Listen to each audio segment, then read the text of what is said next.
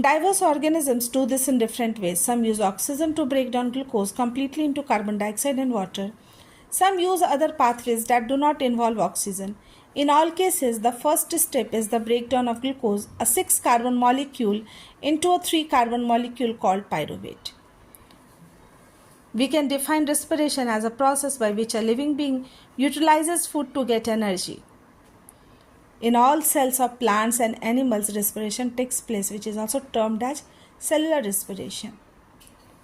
Here, the stored nutrient reacts with oxygen and generate a lot of energy in the form of ATP, which is utilized by the cells for doing various metabolic reactions, as well as our body also need for performing different life processes.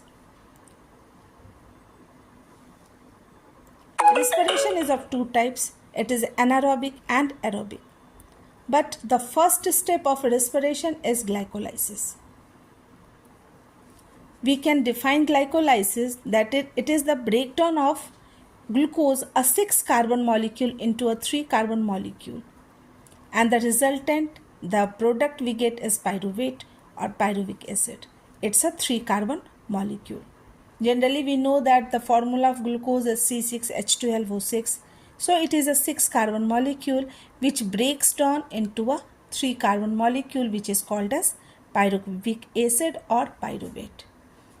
And this process is termed as glycolysis. This process takes place in the cytoplasm of all plants and animal cells. It's an anaerobic process. It doesn't require oxygen.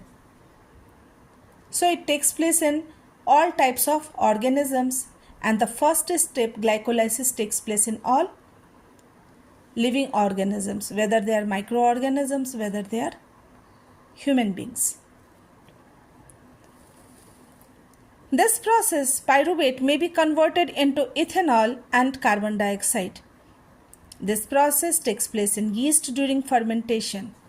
So in all lower plants and microorganisms, pyruvate gets converted into ethanol and carbon dioxide plus energy, and this energy is utilized by them for their performing different processes. This process takes place in yeast during fermentation.